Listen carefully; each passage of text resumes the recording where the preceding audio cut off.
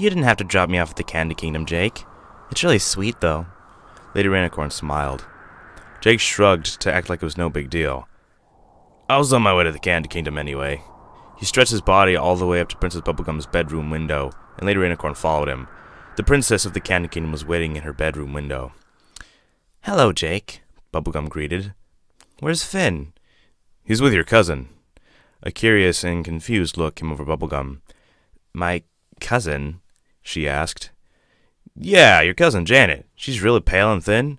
You should really feed her some more. For Glob's sake, she's staying with you in the Candy Kingdom. Jake gave Rainicorn a quick kiss. You two have fun now. Wait, Jake, I don't have a cousin named Janet, Bubblegum pointed out. Is it Janelle? No. Jane? No. Jackie? No. Jake. Is it Jake? No, I don't have a cousin. Oh, Jake replied. Then, who's the girl at my house with Finn? I don't know, Bubblegum answered. A few awkward moments passed. Jimmy? Bubblegum smacked her pink-colored palms to her forehead. Oh, come on, Marcy, you don't look that bad. In fact, you look great. That's what every guy who wants to get in a girl's pants says. Finn blinked in confusion. But I got my own pants. Why would I want to get into yours? Marceline smacked her pale palm on her forehead. For being 13, you are really stupid. She shook her head and looked down at what she was wearing. None of her clothes fit her anymore. Her pants were long enough to be curtains, and her shirt was loose enough to be a dress. She was also recovering, and Finn wasn't about to let her leave his house. Plus, she was so weak that Finn could probably stop her if she tried to leave. Even though Marceline was more a rough and tough girl, she was still a girl, which meant wearing the same shirt for 3 days straight was not cool. To solve the clothing dilemma, Finn dug around his closet and found an old top of Jake that was a short-sleeved black and neon green paw print on the front. The adventurer also had some old worn-out green tennis shoes that would fit around her, and as far as undies went, well, she just kept the pair on she had. Jake's shirt fit like a dress, but it wasn't too loose that it needed a belt like the previous one. The vampire never actually had a problem with the clothes until she found out they were Jake's. There is no way I'm wearing dog clothes. But the thought of wearing the same shirt a fourth day in a row was more gross, so she begrudgingly put on the top, which led to her perverted joke, which led to Finn's confusion and staring at his own pants. After the fashion drama was over, the two prepared to set out to where the wizards and potion makers resided in Ooh. Bimbo printed me out a map for us to follow. The wizards live over the mountains, and according to the map, we can take 2 routes. The first one is through a mountain pass that was set up for tourists that used to use it about 30-something years ago. It hasn't been used in a while, so it might be kind of dangerous. And the next one? Marceline inquired as she twirled a lock of her hair in between her fingers. We could just walk around the mountain pass, I guess, Finn finished lamely. She scoffed. How long would that take? Probably a while. So why didn't you just say there was no way to the wizards through the mountain pass? I don't know. Guess I just like sounding important. Finn rolled up the map and put it back in his back pocket. It's still daytime. Are you sure you don't want to wait till night? Marceline nodded and floated to the door. She was only able to lift herself a foot or so off the ground. Try not to hover, she reminded herself. Save your energy. The longer we wait, the worse I'll become. Plus, no offense, Finn, but I'd rather go outside than spend another day in your treehouse. Smells like butt. Whose butt? Finn asked. I don't know. Well, is it Jake's butt or my butt? Or does it have a robotic smell like Bemo's butt? Because I'd notice if it smelled like my butt. The vampire growled. Never mind, just get your butt out the door. She was surprisingly able to move Finn out the door, and then took her sun umbrella and stepped out herself. Note to self, never ask Finn why his house smells like butt. As you can imagine, Jake wasn't too happy about being lifted into the skies and being held onto by Ice King. Plus, his scraggly beard kept hitting him in the face. So, let me get this straight. We're going to where the wizards live so you can get another one of your age potions that you lost in the first place. The same potion you originally accused of me and Finn of stealing. So now you're giving up on finding it and trying to get a new one without any regard for the repercussions you could face in losing the original one? Ice King stopped picking his nose. What? All I heard from that was, "We're wizards, so get your first potion, accused Finn stealing face." Jake growled. "What about your other age-shifting potion? Do you have any idea what happened to that one? Why do you need to get a new one?" "Oh," Ice King giggled. "Why don't you just say that, you silly goose? If you want, I can tell you the story." 43 seconds later. "Well?" Jake asked. "Well, what?" "Tell me the story!" "Oh, you want me to tell you the story? Silly goose, you could have just asked." Ice King cleared his throat and began to tell a story. "Once upon a time, I was looking for a mirror, thinking about how old I was. So I got on the web and looked around. Like a cougar finding his prey, I finally found an advertisement to a magic convention, and I thought there was bound to be a potion there. So after I put on my best robe, I flew down to the convention. I looked around, but there wasn't anything I truly desired or could afford. I had a budget, you know. Anyway, I finally found a young man at a booth who was selling a youth potion. But that wasn't the best part. He was selling a 2-for-1. Seriously, how many 2-for-1 deals does an old Ice King like me find? So I purchased the 2 young potions from the man, and he even said that he'd charge me half the price if I did him a favor. He told me to send one of his potions to a girl. I could keep the other one. The girl he told me to send it to wasn't a potion, so I just had one of my ice monsters do it. The next morning, my potion was gone. I called you and started freaking out, then ransacked my whole ice kingdom over the weekend, and now I'm on a quest to find the wizards with you. The end." Ice King finished the story. Drake's eyebrows wrinkled, deep in thought. "So, who is the girl he wanted you to send the potion to?"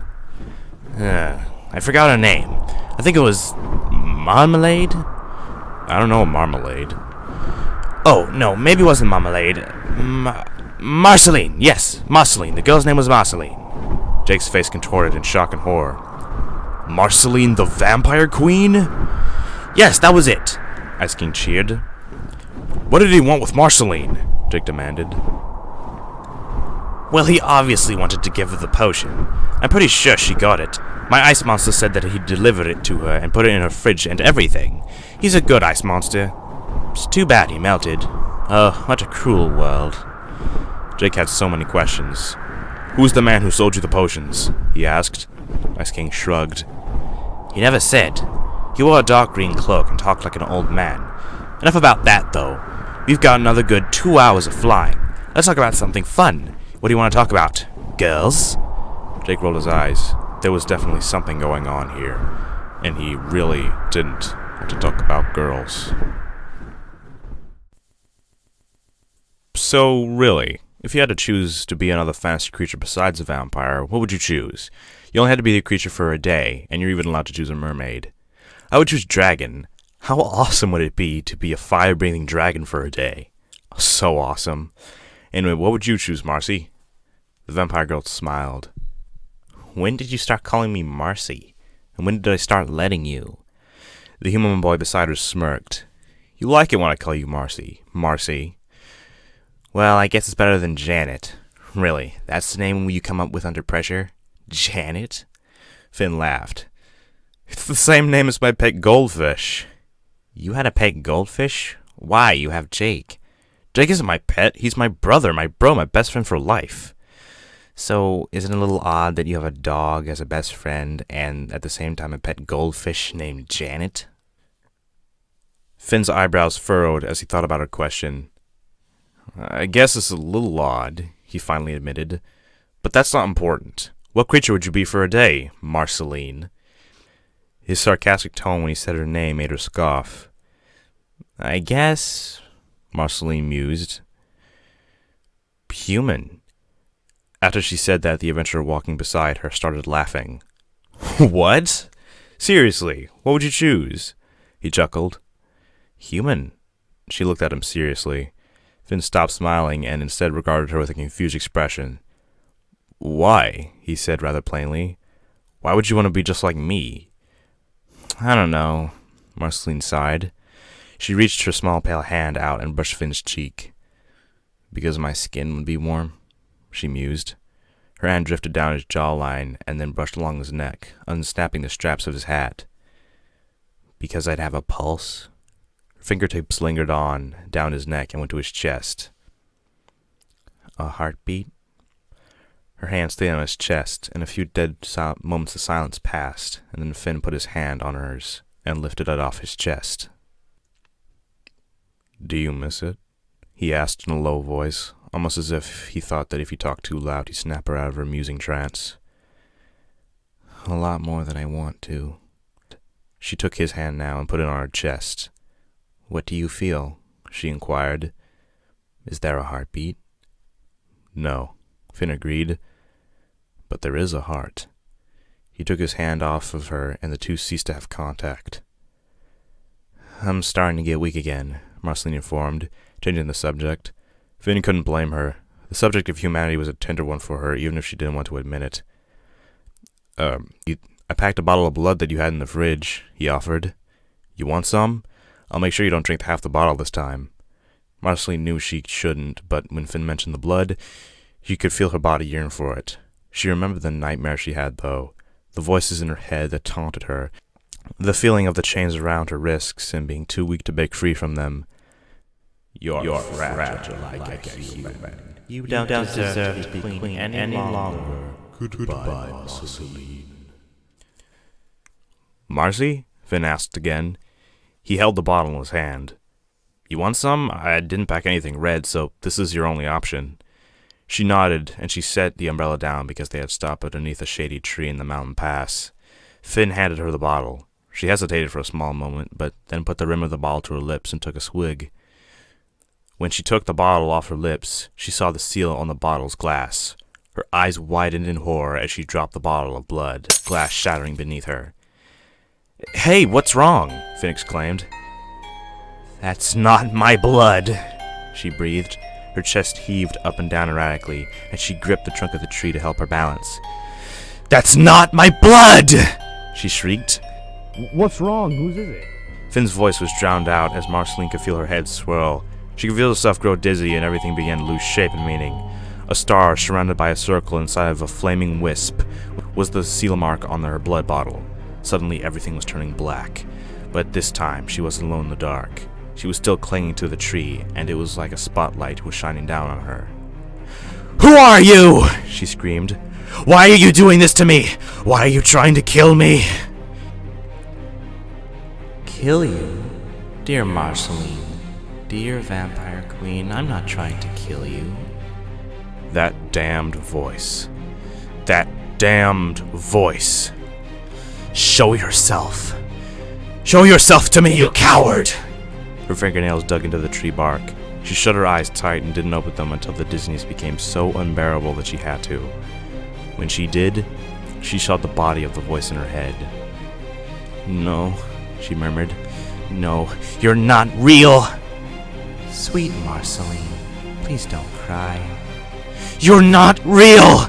You're just toying with me, you cruel bitch! I'll kill you! I'll murder you!"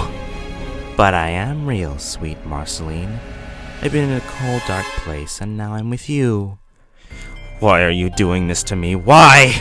she croaked. Her tears were falling freely, but that was not her concern. "I'm not doing this to you, sweetheart. I'm here to comfort you, my baby girl." The figure held out its arms. "Come to me, Marceline." Marceline had finally had enough. She wasn't sure if it was real or if it wasn't, but she ran to the figure's arms. She ran into her mother's arms.